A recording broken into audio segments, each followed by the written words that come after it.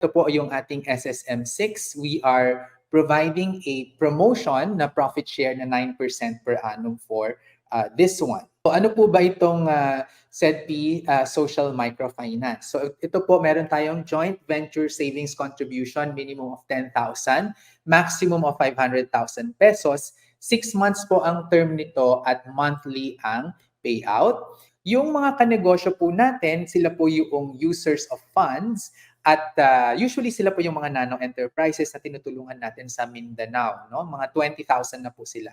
At yung mga kasosyo naman, kayo naman po yung papasok ngayon dito, kayo yung sources of funds natin, no? Usually mga OFWs, employees, mga micro and small enterprises, at saka mga social investors. Tayo po, ang goal natin ay palaguin ang negosyo ng mga members natin.